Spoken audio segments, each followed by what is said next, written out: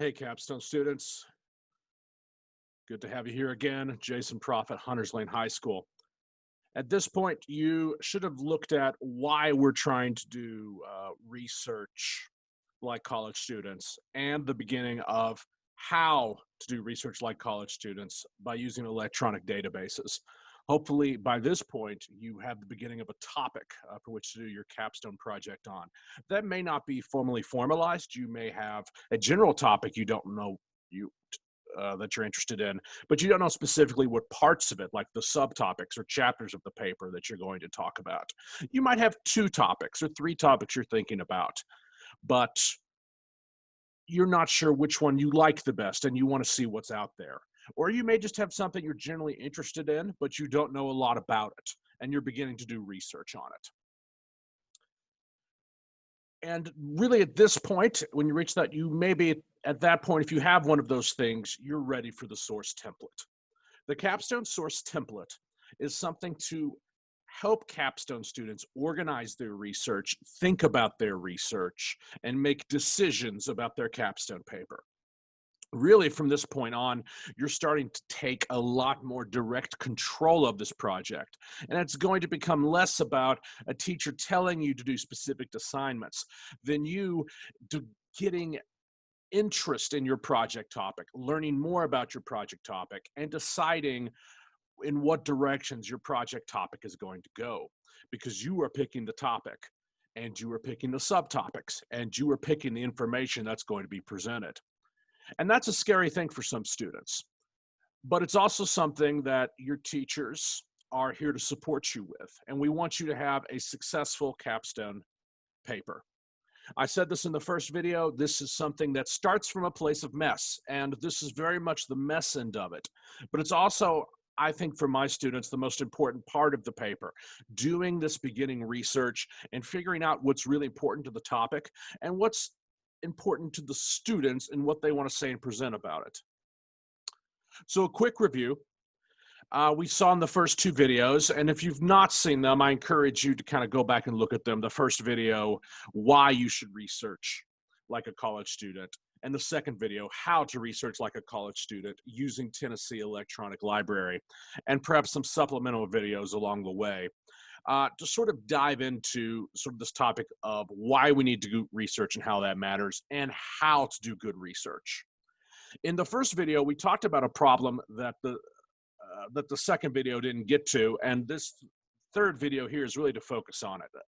The idea of avoiding bad collecting. We need to have systems to organize our research. And one thing we've suggested here for teachers is to use the capstone template, and I suggest it to you as well. Along that way, this is a good place to use Tennessee Electronic Library or Google Books or Google Scholar or Limitless Libraries or source mining to help you find quality information. And if you don't know about any of those, you should ask your teacher and go back and review those things before you head forward. So some basic ideas, again, as we've said in some videos, this is going to look a little different depending perhaps on your teacher and system, but my students, I have them use the source template to find at least 10 sources. Some will go higher than that, but to find at least 10 preliminary sources. That doesn't necessarily mean they'll end up using all the sources in their capstone paper.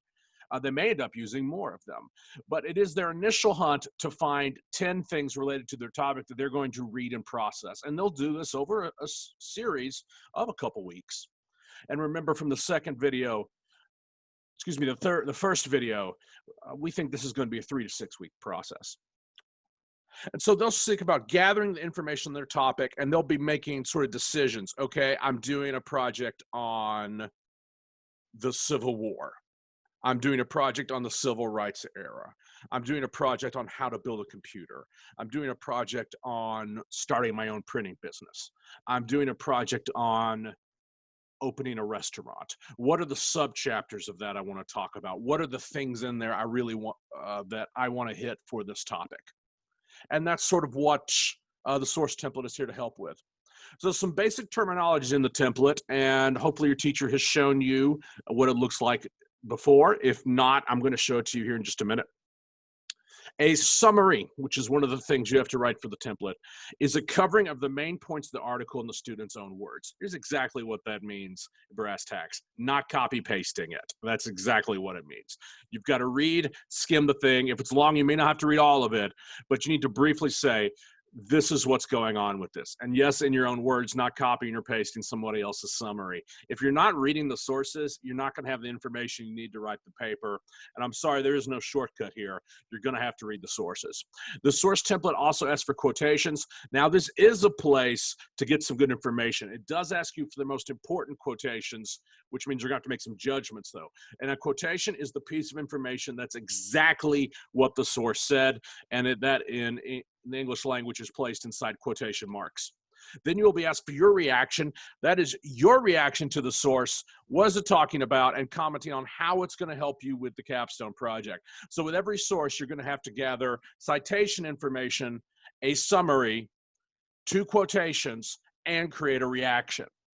If you do all that, you have successfully interacted with a source and you're prepared to make judgments for it can be useful in your capstone paper. Now, you may want to ask your teacher exactly what he or she is expecting in terms of how you'll use each source hunt. I just make my students interact with 10 sources that are relevant to their topic. If they complete a source hunt but they end up not using it in the paper, or their end up judgment, their reaction ends up with, this isn't what I want, that's still valuable. That's still working through the place of mess. Your teacher might have slightly different expectations or a slightly different timeline. So you can talk, be sure that you are involving them in this process. And so just remember, a poorly done source hunt will help no one. If it's just a copy paste job, if it's very sloppily done, you're just gonna have to go back and redo it, because you can't use a source inside a paper if you haven't read it. It's just not gonna make sense, and it's just gonna be obvious to everyone. If your links back to the source don't work, you're gonna have to go research, find for it again, and waste time. And that usually ends up with kids just trying to change their topic. So this is why we have to be doing good research first. And it's just going to be a problem. From the first video, we focused on this. The research is the longest part of this capstone paper process. It should be. You do not want that horrible feeling of staring at a blank screen and not knowing what you're going to do next. You need good research. You need good organization. You need good source collecting. And that's what the template is here for. This is a good moment to check. Do I want this to be a successful capstone project for me? Because at this point, it's going to be your own motivation, your own love of your topic, your own interest in creating a senior year experience for you that is valuable in senior capstone. And I find that this spot right here in the course is a huge, huge entry point for a number of my kids, because you're going to be unleashed on a topic over an extended period of time where you're going to have to make a lot of judgments and decide what's important. It's not giving notes and then taking a test. It's not doing a worksheet. It's not putting a little poster together. You are going to craft for yourself an experience around the topic across a paper, a product, hours, and a final presentation. And here is the point where you are going to decide, these are the 3 or 4 things that are most important to me about this topic. I may not have fully decided on my topic yet. That's okay. You might still change some stuff. That's fine. You may have to go back and relook at some things. You may get into something and then have to step back a few steps, or it takes you off in a new direction. That's all okay. That's part of capstone. But at this point, it's got to be you, your topic, and what you want to make of this. Your senior capstone project. There will not be another one exactly like it. And these source hunts are to help you begin to find the information that you feel is most important to your topic. So here's some basic tips as you set about it. Generally skim the sources, see if they're usable. You don't have to read every word. You just want to you just want to skim it a bit, read summary at the headings if it has one, and to say, is this something relevant to what I want to work with or not? And if it's no, just move on to the next thing. If it's yes, investigate a little more. Again, just don't copy paste in the template. Read the information. A worthless template is worthless to everyone, including you. And again, research is hard. Research is hard. This is not supposed to be easy. So ask for help. You have people to help you. You have a teacher. You probably have a school librarian. You may have people around you who have done research before. Your teacher has samples. Ask for help. While I say that you are in charge of your project, but you have a lot of support. ask for help for information that you do not fully understand, that you don't know how to cite. You can do this. We have great faith in you. The vast majority of my seniors, even if they have never written a research paper before, successfully complete a capstone paper. And I strongly believe that that can be you too. So let's look at the template here for just a second. Now, the format of it may slightly vary depending on your teacher. But let's give it a quick look here. Yours might be on a Google Doc. You might have it on Microsoft Word. You could even do it on paper. In this format, I have it on a Microsoft OneNote on Office 365, which is a really cool tool. You might have some links. Again, we've talked about Tennessee Electronic Library. I believe we are, as I talked, it's beginning to produce videos on some of the other research options. But this is what the template asks you to do to find 10 sources and to fill this out on each of them.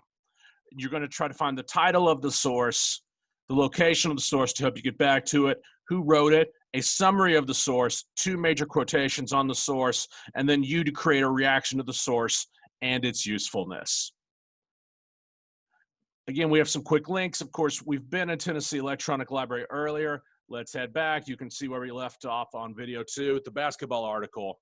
Let's find something. So again, advanced search.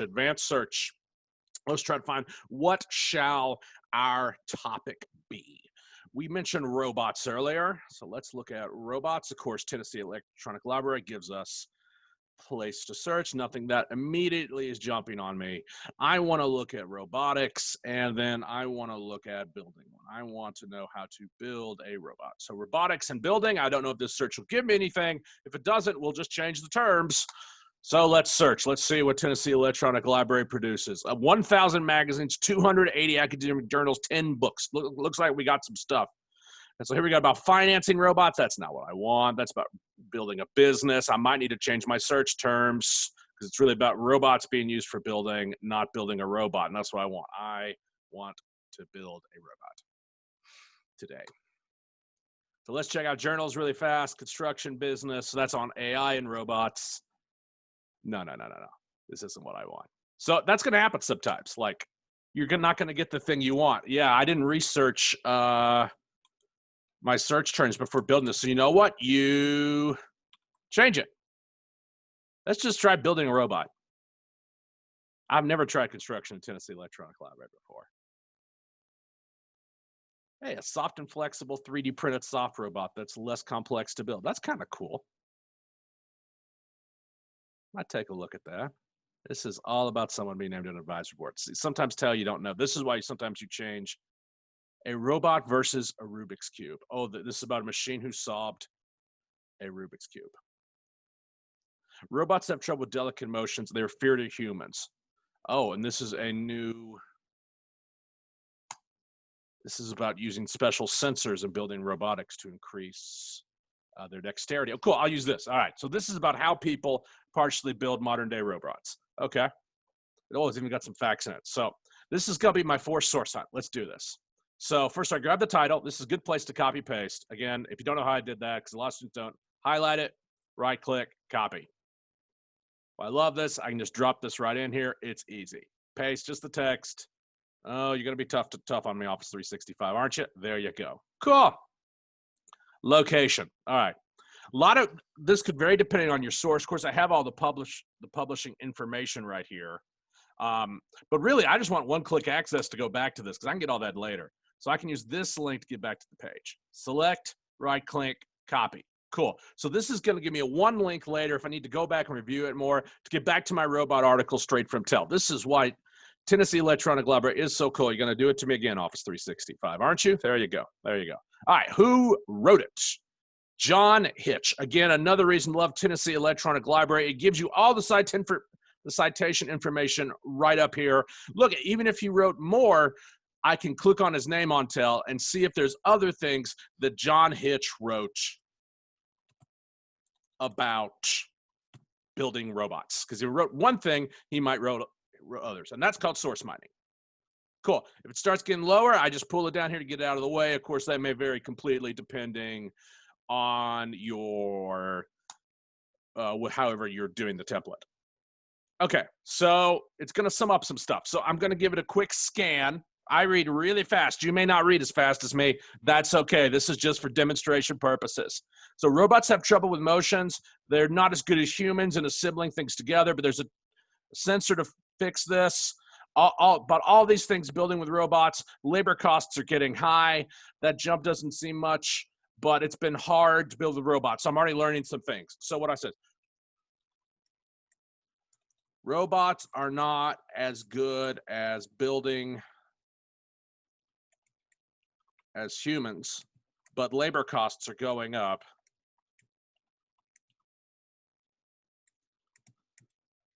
But a new sensor may help solve the problem. As long as they don't end up teaching capstone, fine by me. Fine by me. That's a little joke. Very little. Oh, it's even throwing in Star Wars references. You gotta love them when they start getting punny. Okay. So the sensor is a little like a handshake. These sensors allow a doctor continent away to perform surgery. Ooh, that's a cool fact. I might want that later. If a sensor can do all that, actually animate automation, give it human-like touch, it's probably costly. Oh, they'll be teaching capstone in no time. However, they can run $5,000 or more. The robots will need to do with the sensors more. So if these sensors, they're still really expensive, but they may help robots hold things a lot more like humans do. Here we have some stuff about noise. Cool. So I've got a basic gist on this, what's going on. So I need at least 2 to 3 more sentences. So here we go.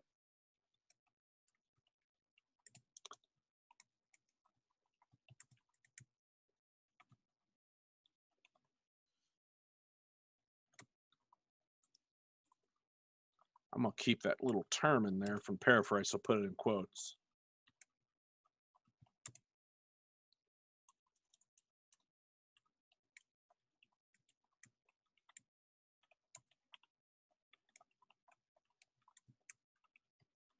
All right, so that's a little summary of what was going on. And I got 1, compound sentence 2, 3, 4, 5. All right.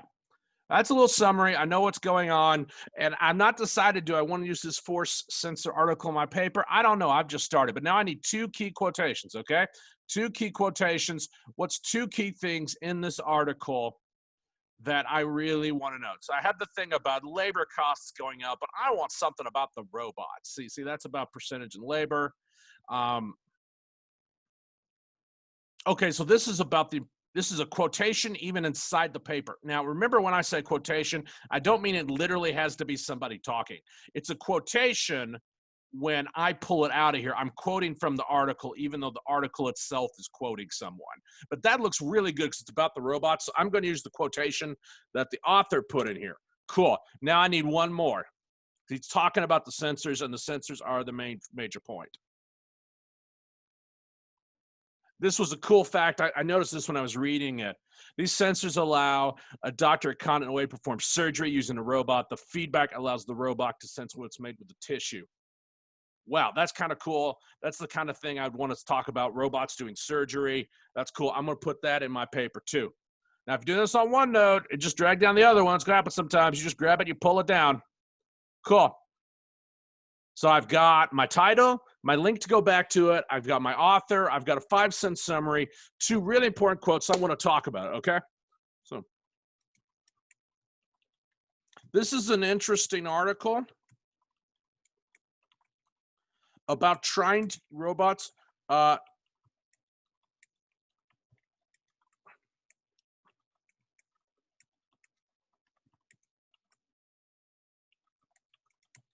But cost is a problem. Now, I'm not just summarizing. It says, I might use this in my paper.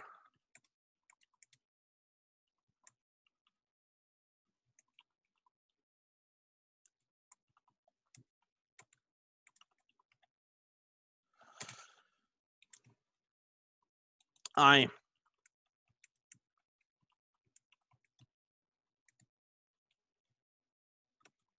might make a section on building robots and put this. So now I'm thinking, it's like, well, maybe I want to have a section on my robot paper on what are current problems with trying to build robots. And here is an article saying, well, it's really hard to get robots to grab things. And here's something that worked with. And I could talk about that. Maybe I could find something else related to it. So this is my first source on. Usually most of my kids, I want to see if they can do 2 to 3 of these a day. And that's not a large number, or at least per capstone section, because I really want them to be reading stuff and kind of learning it. But our general goal is to get 10 of these. Let's look at a couple.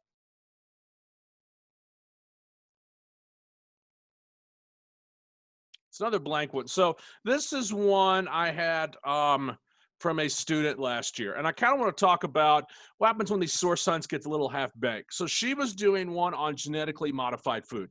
So we have the title of the article that she did, and this is the link back to the article. She didn't really hyperlink it, but it does work if you copy paste it in there, which I'm going to do. So let's take a look at how she did. So again, the link, this takes right back to it. It was made in 2019. And she noted, she made it smart here, you noticed it didn't have an author. It was just published by a company. And so she put the company name. She really didn't have to put a Cengage company, but that's okay for a source hunt. Now, not good here. This isn't good. One of the benefits of a good summary, like on the one that I wrote, all that summary stuff I put in, I was paraphrasing sort of what the source said. That was in my own words. I could literally take that summary and put it into my paper. When you have really good summaries, you're already starting to write your paper.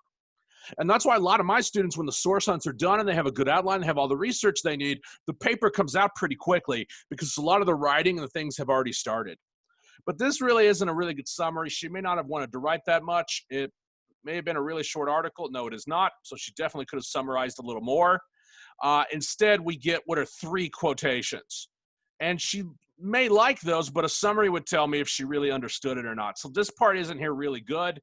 All she knows, if she looks at the source, she just says, well, it's different techniques about food. Yeah, but if I come back to this a couple days later, how am I going to remember if this source was really helpful and used for my paper? You need a good summary.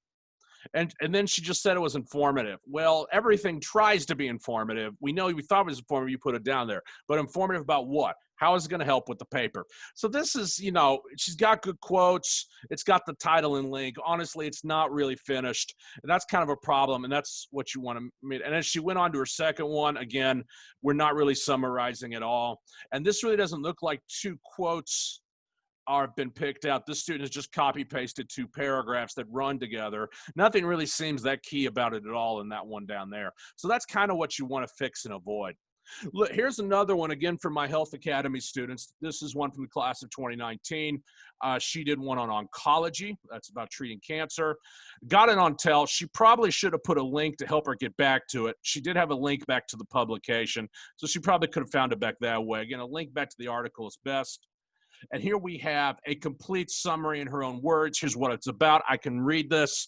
She says it talks about this. Then the article analyzes this with machines. Then it talks about oncology in terms of football players. We have 2 key quotations spread out inside the article. Then we have a long discussion about how she's going to use in the source. She does have her source hunts running together, but that's not a problem. She was able to follow around and write a good paper. So you kind of have a goal of what not to do. You see a source hunt there that's not really going to help somebody, and then you kind of have your ultimate goal. And if you could do 10 of those, you would probably know a lot about your topic. You would probably be making real decisions about what could help you, and that would really help you move on along with your capstone paper.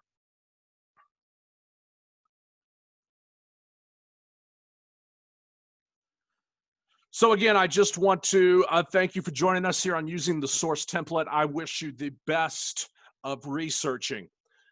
Find good things, take good notes, use good collecting. This is your chance to put your own personal flavor into what your paper is going to be about, to decide what you want to tell people, to decide what is important for you in terms of your project. Use the power well. And as always, best of luck with your capstone papers.